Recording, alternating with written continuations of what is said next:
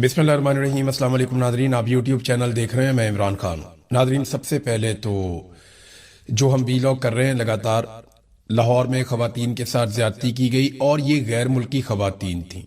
ये मामला एक सादा मामला नहीं है। पाकिस्तान में रोज़ाना बहुत सारी ख़वातीन के साथ ज्यादती के मामलात होते हैं, जुल्म के मामलात होते हैं, बहुत सारे रिपोर्ट होते हैं, बहुत सारे रिपोर्ट भी नहीं होते। हमारे जैसे मुआशरे में ये चीज़ें और पूरी दुनिया में भी होती रहती हैं। लेकिन ये मामला इतनी हसासियत क्यों इख्तियार कर गया? नंबर एक, ये ख़वातीन गैर मुल्की थी, पाकिस्तान की आलमी सतह पे बदनामी हुई। अब इंटरनेशनल मीडिया में भी इक्का दुक्का जगह पे ये खबर छपी है। जब ये मजीद फैलेगी, ये ख़वातीन किसी जगह पे जाकर बयान देंगी तो सूरत हाल मजीद बिगड़ती जाएगी, तो पाकिस्तान के लिए एक बदनामी है। नंबर दो, ये मामला जो है वो जुड़ा है शाही खानदान के साथ, यानी जो पाकिस्तान का हुक्मरान खानदान है। पंजाब में उनकी वजारत आला है, वफाक में उनकी हुकूमत है, पाकिस्तान का नायब वजीर आजम भी है, पंजाब में भी उनका एक वजीर है अली डार, और नायब वजीर आजम का नवासा है, एक और जो वजीर है उसका वो भांजा है। नवाज शरीफ के साथ उसकी तस्वीरें हैं, बाकी फैमिली मेम्बर्स के साथ उसकी तस्वीरें हैं, और अब तो तस्वीरें भी लोग सोशल मीडिया पे उठा उठा कर डाल रहे हैं।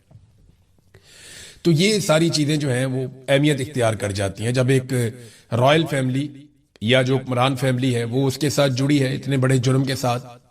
और दूसरा, वो जिन खवातीन के साथ जुल्म हुआ वो गैर मुल्की शहरी हैं और ऐसे ममालिक की शहरी हैं जहां पे ह्यूमन राइट्स को बहुत ज्यादा अहमियत दी जाती है। अब एक नई चीज सामने आई है जो हिला देने वाली है। देखिए, एक प्रेस रिलीज आई थी डीआईजी फैसल कामरान की, और उस प्रेस रिलीज के अंदर सबसे पहला जो जुमला था वो क्या था? Maryam Nawaz in action. और फिडमुत ताड़े पुलिस होंदे उत्ते, यानी डीआईजी ने सबसे पहले जो जुमला लिखा वो क्या लिखा कि मरियम नवाज इन एक्शन। उसके बाद बताया जी मरियम नवाज ने हमें हुक्म दिया तो उसके बाद हमने औरतों को 2 घंटे के अंदर बाजियाब करवा लिया। अगर मरियम नवाज हुक्म ना देती तो क्या 2 घंटे में बाजियाब ना होती? तुम लोग ऐसे ही बैठे रहते चुप करके बेशर्मों की तरह। असल कहानी अब खुली है।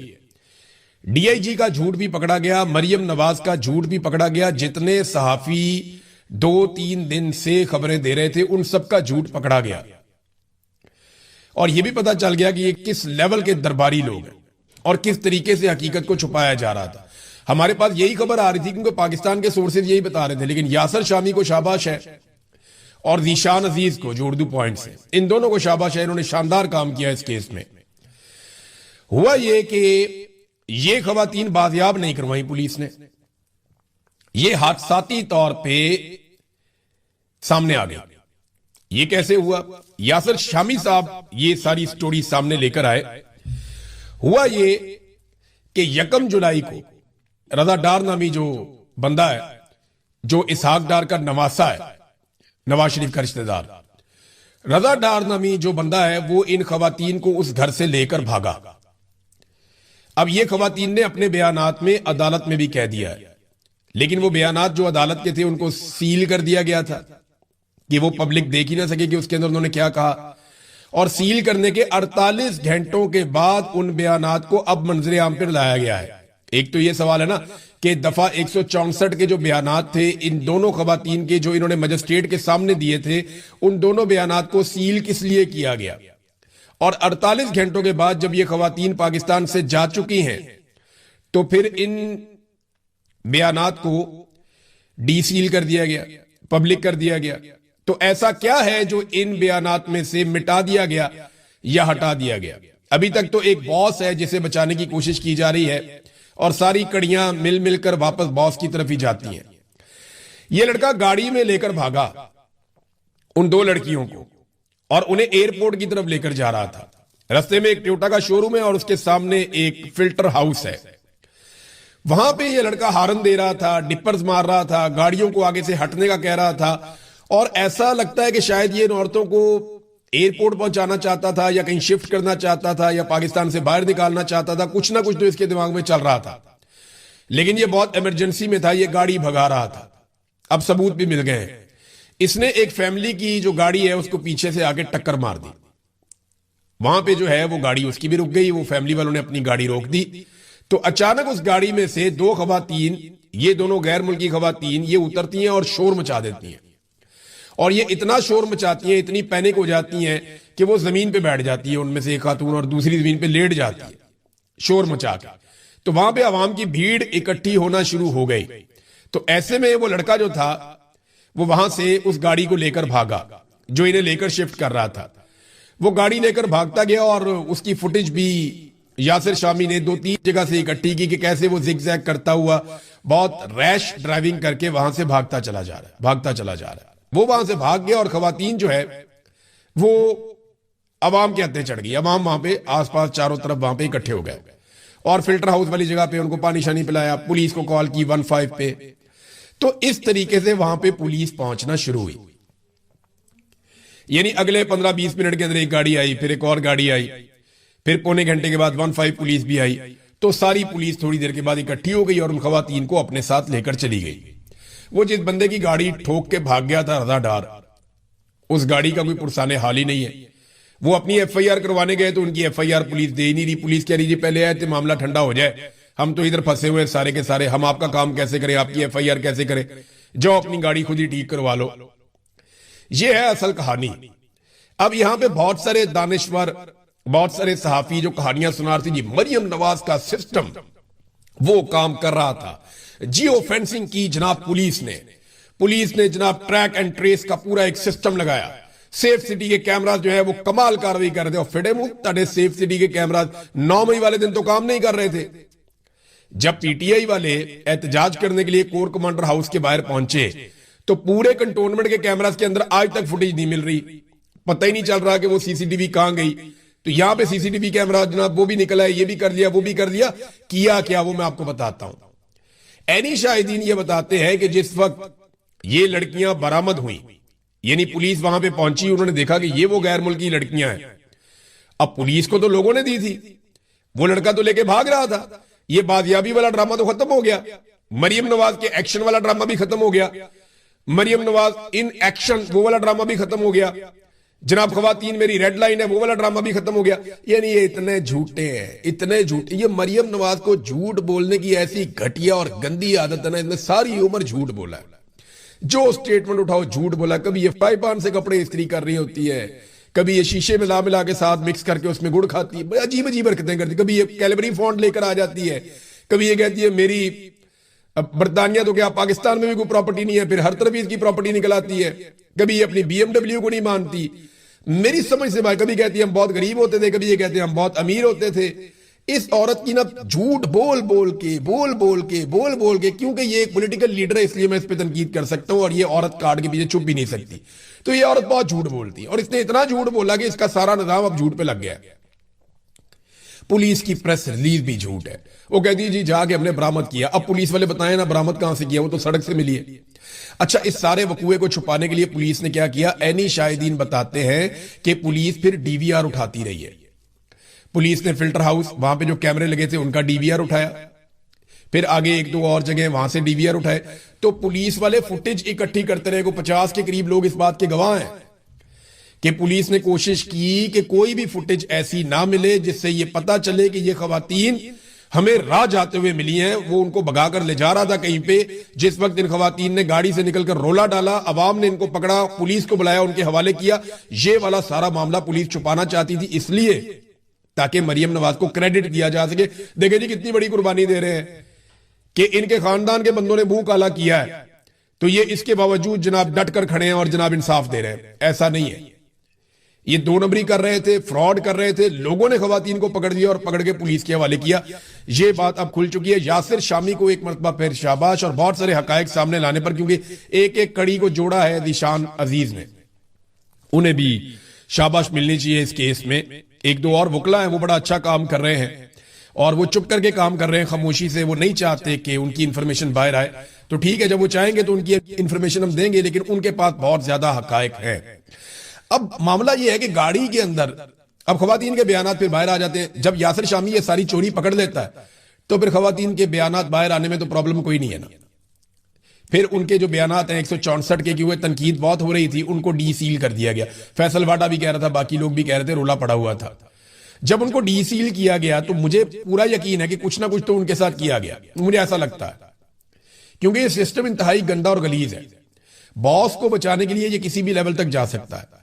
उस बयान के अंदर भी खवातीन कह रही हैं कि वो बंदा बॉस से बात कर रहा था और बॉस की इंस्ट्रक्शन ले रहा था। अब वो बॉस कौन है जिसे रजा भी बड़े प्यार से बॉस कहकर बुलाता है, उनके अहकामात को तस्लीम करता है। और दूसरा, वो खवातीन ये कहती हैं कि वो बॉस इंग्लिश बहुत अच्छी और फ्रीक्वेंटली बोलता है, यानी उसकी अंग्रेजी बहुत अच्छी है जो बॉस है, और वो बड़े अच्छे तरीके से अंग्रेजी में बातचीत भी करता है। अब नाजरीन, ये जो मरियम नवाज इन एक्शन, इसका मतलब पता क्या है? ये इदारे, खासतौर पे लॉ इन्फोर्समेंट के इदारे, इस वक्त शरीफ खानदान के जाती मुलाजिम बन चुके हैं। जो डीआईजी ने किया वो बिल्कुल वैसे है जैसे कोई जाती मुलाजिम करता है किसी के लिए, कि अचानक से उन्हें पब्लिक से एक फोन आता है। ये जरूर है, वो बात फिर क्लियर कर दूंगे, वो बात ठीक है कि वो लड़कियों के वालिद ने राब्ता किया, उसने कोशिश की, वो एम्बेसी मुतहर्रिक हुई, ये लोग परेशान थे, ये भाग दौड़ कर रहे थे, लेकिन खवातीन को गायब किया जा रहा था। हो सकता है उन्हें पाकिस्तान से बाहर निकाल दिया जाता, मामला ही ठप कर दिया जाता, लेकिन क्योंकि बीच में आ गई पब्लिक और कुदरत, और पब्लिक ने पकड़ लिया सारा मामला, गाड़ी का एक्सीडेंट हो गया, तो फिर इन्हें ना चाहते हुए भी ये सारा मामला सामने लाना पड़ा और इसको डॉक्यूमेंट करना पड़ा। एफआईआर की कोई औकात नहीं है, मेडिकल की कोई औकात नहीं है, ये बंदे थोड़े अरसे में छूट जाएंगे। नजम सेठी ने भी कहा, नजम सेठी साबिक वजीर आला भी रहा निगरान, तो वो वैसे ही नहीं बात की, वो वाकई में इन्होंने इतने सारे सुकम छोड़ दिए हैं कि अब ये कभी भी छूट जाएंगे ये लोग। लेकिन जाती मुलाजमों वाला सलूक किया है, यानी जाती मुलाजमों वाली हरकतें हैं जो इस वक्त पुलिस ने की, खासतौर पर डीआईजी ने, एसएसपी ने, मरियम नवाज को राजी रखने के लिए। और नाजरीन, अब भी मैं आपको यह बताऊं कि असल बंदा बॉस है जिसको बचाने की कोशिश की जा रही है, और मेरा यह ख्याल है कि इन खवातीन को खरीदने की भी कोशिश की जाएगी। ये बैरून मुल्क मौजूद भी होंगी तो इनको 10-15 मिलियन डॉलर भी दिए जा सकते हैं, इससे ज्यादा पैसा भी दिया जा सकता है कि आपने बॉस को नहीं पहचानना, आपने कभी नहीं बताना कि बॉस है कौन। लेकिन हम कोशिश करेंगे कि इन खवातीन को बॉस की तस्वीर दिखाएं और इनसे पूछें कि जनाब बताएं, ये बॉस ये तो नहीं था या वो तो नहीं था। और जिस दिन इन्होंने बता दिया कि ये वाला बंदा बॉस है, तो फिर ये वाला बंदा जो है वो अपनी खैर मनाए। बहुत जल्दी आपको ये चीजें समझ आएंगी। अब नाजरीन, आजाद कश्मीर में एक नई अपील की गई है और ये उमर नजीर कश्मीरी साहब ने की है। ये अपील मैं आपके सामने रखता हूं। उन्होंने कहा, जी आजाद कश्मीर के तीनों डिवीजन, बिलखसूस एहलियान मुजफ्फराबाद, झेलम वैली और नीलम वैली के अवाम से मेरी अपील है कि शौकत नवाज मीर और दीगर सैकड़ों निहत्ते अवाम की जबरी गुमशुदगियों, कश्मीरियों के कत्लेआम और मुतालबात पर अमल दरामद के लिए भरपूर कुव्वत के साथ कल बरोज एतवार घरों से बाहर निकले और भरपूर एहतजाज करें। जुल्म और जबर के आगे हमने झुकना नहीं है, बल्कि पुरअमन और साबित कदम रहकर इस तहरीक को कामयाबी से इम्कनार करना है। मेरी जो बरतानिया में लोग मौजूद हैं उन सबसे दरखास्त है कि कल लंदन में, चाहे आप पाकिस्तान के सेटल्ड एरिया में दूसरे एरिया में रहने वाले हैं या आप आजाद कश्मीर के रहने वाले हैं, आप जम्मू कश्मीर के शहरी हैं, आप आजाद कश्मीर के शहरी हैं, आप पंजाब के शहरी हैं, सिंध के, बलूचिस्तान के, खैबर पख्तूनख्वा के, गिलगित बल्तिस्तान, आप किसी भी इलाके के शहरी हैं, आप अगर बरतानिया में रहते हैं तो आप कल के एहतजाज में जरूर शिरकत करें और बड़े पैमाने पर एहतजाज करके ये साबित करें कि मिलिट्री एस्टेब्लिशमेंट के चंद किरदारों के आगे ना कश्मीरी घुटने टेकेंगे ना पाकिस्तानी घुटने टेकेंगे। हम जमहूरियत के लिए, आजादी इज़हार राय के लिए, अपने हुकूक के लिए, खास तौर पे इंसानी हुकूक के लिए और सच्चाई के लिए लड़ेंगे। हम पीछे नहीं हटेंगे। हर पाकिस्तानी को निकलना चाहिए और इसके ऊपर आवाज उठानी चाहिए। इसी तरह उन्होंने आजाद कश्मीर में भी ये कॉल दी है। दूसरी जानिब आजाद कश्मीर में अब गद्दारी के पोस्टर्स लगाए जा रहे हैं, ज्वाइंट अवामी एक्शन कमेटी के खिलाफ पोस्टर्स लगाए जा रहे हैं, मखसूस जगहों पे और फौरन तस्वीर बना ली जाती है उसकी कि जनाब ये देखें अवाम उनके खिलाफ होगी, हालांकि ऐसा कुछ नहीं है। अबसार आलम ने बड़ी अजीबोगरीब खबरें देना शुरू कर दी हैं। अबसार आलम आपको पता है कि मिलिट्री एस्टेब्लिशमेंट के बहुत करीब है और इसको साबिक दौर में नवाज शरीफ ने सरकारी मुलाजिम भी बनाया था, पैमरा का इसको मुलाजिम लगाया था। तब इसने कहा था कि मैं दोबारा कभी भी सहाफत में नहीं आऊंगा, लेकिन फिर दोबारा थूक के चाटा, दोबारा सहाफत के अंदर आ गया। तो अबसार आलम कहता है जी शौकत मीर से जो तहकीकात हुई हैं और जो सिक्योरिटी इदारों के पास सबूत है, अब ये कह रहे हैं जी इसको सिक्योरिटी इदारों नहीं दिए ना सबूत, वो कहता है जी कि उससे ये बात साबित हो चुकी है कि अवामी एक्शन कमेटी की लीडरशिप तहरीके तालिबान पाकिस्तान के लोगों से राब्ते में थी, यानी फितनतुल खवारिज अल हिंदुस्तान, उसके साथ अवामी ज्वाइंट एक्शन कमेटी के लोग राब्ते में थे। ये शौकत नवाज मीर से तहकीकात में इंकशाफ हो गया। माहिर दहशतगर्दों को कश्मीर में लाने की कोशिशें की जा रही थीं। ये सुने आप कि जनाब दहशतगर्दों को कश्मीर में लाने की कोशिशें की जा रही थी ताकि मुसल्लह तसादुम हो। ये जनाब अफसार आलम साहब, ये एजेंडे पे ऐसे काम होता है। आपको याद है इसको डी चौक में लाशें भी नजर नहीं आती थी, इसको डी चौक में गोलियां भी सुनाई नहीं देती थी। ये कोशिश करता रहा कि लोग मरते हैं तो मरते रहे, लेकिन मैं नवाज शरीफ की नौकरी करूं। इसी तरह इसने हमेशा मरियम नवाज की बहुत खिदमत की है। इस आदमी ने बहुत, जो मरियम नवाज ने कहा मुझे लगता है इसने हमेशा वही किया। अब चेयरमैन पैमरा के तौर पे तो ये आदमी इतना खिदमत गुजार था, इतना खिदमत गुजार था मरियम नवाज का कि मैं आपको बता नहीं सकता। इसने लेट लेट के खिदमत की है, इसने बैठ बैठ के खिदमत की है। यानी ये रात को बेड पे भी होता था ना, तो इसको कॉल आ जाती थी तो ये फौरी तौर पे खिदमत बजा लाता था। मैंने इसको कॉल की, मैंने कहा यार इंसान बने, मेरा अपना जाती मामला उठा के पैमरा मुझे नोटिस भेज रहा है। अगर मेरा किसी के साथ जाती झगड़ा हो गया तो पैमरा का इसमें क्या लेना दे। और ये बात रिपोर्ट हो रही है, ईरान ने और रशिया ने यह कहा है कि अगर यह अटैक किया गया अमेरिका की जानिब से ईरान के ऊपर तो इसके संगीन नताइज होंगे और वापस जवाब दिया जाएगा। ये ईरान कह रहा है जवाब देंगे, रूस कह रहा है कि इसके संगीन नताइज होंगे। अब इनके पास क्या इंफॉर्मेशन है या कौन से हथियार है ये पता चलेगा अगर लड़ाई होगी तो।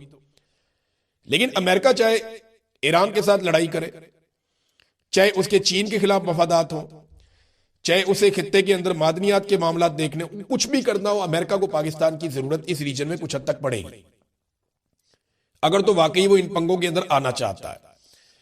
और पाकिस्तानी फौज अगर चली जाती है वहां पे गाजा में तो काफी हद तक अमेरिका अपना काम निकलवा सकता है। अब देखना यह है कि पाकिस्तान किस हद तक जाता है और कहां तक जाता है। शहबाज शरीफ ने भी तारीफों के पुल बांध दिए। एक तो मैं आपको यह बताऊं कि शहबाज शरीफ ने अपनी पूरी तकरीर में इसराइल की मजम्मत नहीं की। इसराइल लगातार जंगबंदी की खिलाफ वर्जी कर रहा है। शहबाज शरीफ ने कहा जी कि जंगबंदी की खिलाफ वर्जी नहीं होनी चाहिए। यह नहीं बताया कि किसकी तरफ से हो रही है, जुल्म कौन कर रहा है। कुछ और ममालिक हैं जिन्होंने यह बात बोली कि इसराइल सीज फायर की खिलाफ वर्जी कर रहा है और ज्यादती कर रहा है, फलस्तीनियों का कत्लेआम कर रहा है। पाकिस्तानी वजीर आजम ने यह बात नहीं की क्योंकि उन्हें तकरीर एस्टेब्लिशमेंट ने लिख कर दी थी, तो उन्होंने कहा जी इसराइल को आपने नाराज नहीं करना, ऐसा लगता है। तो शहबाज शरीफ साहब ने अपनी तकरीर में डोनाल्ड ट्रंप की तारीफें की तकरीबन 70-80% टाइम में, और थोड़ी सी बात उन्होंने ये की कि जी फलस्तीन के अंदर अमन आना चाहिए, गजा के अंदर अमन आना चाहिए, और जो सीज फायर वॉयलेशंस हैं वो नहीं होनी चाहिए। अब जब आप कहते हैं ना सीज फायर वॉयलेशंस नहीं होनी चाहिए तो ऐसा लगता है जैसे दोनों तरफ से हो रही है। भाई ये तो एक तरफा है ना, तो इन्हें कहना चाहिए था वो बात और उस प्लेटफॉर्म के ऊपर कहनी चाहिए थी। लेकिन क्योंकि वहां पे इसराइली नुमाइंदा मौजूद था जिसके साथ प्लेटफॉर्म शेयर किया शहबाज शरीफ ने, तो ये एक बहुत बड़ा तारीखी मौका था। शहबाज शरीफ साहब खड़े थे, उनके साथ एक फर्द छोड़ के साथ जो है वो इसराइल का वजीर खारजा खड़ा था, उनका नुमाइंदा खड़ा था, और शहबाज शरीफ को खड़ा भी पीछे किया हुआ था कि हेड ऑफ द स्टेट है। शहबाज शरीफ साहब से आगे जो है वो वज़ीर खारजा और इस तरह के लोग खड़े हुए थे। अब हेड ऑफ द स्टेट है तो आगे आकर खड़े होना चाहिए था, लेकिन शहबाज शरीफ साहब को पिछली सफ में भेज दिया जैसे अक्सर उन्हें भेज दिया जाता है, और उनके साथ ही खड़ा कर दिया उसी सफ में इसराइली नुमाइंदे को भी, और ये भी उसके साथ खड़े हो गए और चेहरे पे इनकी खुशियां टपक रही थी। तो एक तारीखी मौका है कि शहबाज शरीफ साहब ने गेम उठाई डोनाल्ड ट्रंप की और साथ खड़े हो गए इसराइली नुमाइंदे के, और इसराइल की मजम्मत भी नहीं की। वैसे मैं पूछना चाहता हूं कि ये जो बताता हूं आगे जाके कि शहबाज शरीफ ने क्या कहा, लेकिन देखें ये जो जमात इस्लामी, तहरीक लब्बैक, फजलुर रहमान, ताहिर अशरफी, ये बहुत सारे नून लीग के लोग जो हैं वो भी, और बहुत सारे हमारे दानिशवर हैं, खासतौर पे वो प्लाटों में भागने वाला जो लाल टोपी, ये सारे अब मुनाफकत करेंगे या बताएंगे कुछ। देखिए ना, इमरान खान को तो ये सारे कहते रहे हैं अक्सर औकात कि वो यहूदियों का एजेंट है, जो कि बहुत गलत है, काबिल मुजम्मत है, ऐसा किसी को नहीं कहना चाहिए। लेकिन ये सारे ये कहते रहे ना, तो आप ये बताएं ना कि आज जो हुआ वहां अमेरिका में, उसके ऊपर इनका रद्द अमल क्या है, या उसके ऊपर ये क्या मौक़िफ़ रखते हैं। तो फिलहाल तो सारे चुप हैं, मैं खबर आपके सामने रख रहा हूं। तो ये एक तरह की मुनाफकत है जो ये लोग करते हैं। शहबाज शरीफ ने यहां तक कह दिया कि डोनाल्ड ट्रंप की तारीफ करते हुए कि लेट मी से मिस्टर प्रेसिडेंट, के जनाब सदर मुझे ये कहने की इजाजत दीजिए, you are truly saviour of South Asia, आप पूरे जनूबी एशिया के सेवियर है। शहबाज शरीफ साहब, अल्लाह रब्बुल इज्जत है सेवियर। ये जूते पॉलिश करने के चक्कर में अपना ईमान खराब ना करें। ये बात अगर इमरान खान ने कह दी होती ना, तो मौलवियों ने जमीन आसमान अभी तक एक कर देना था।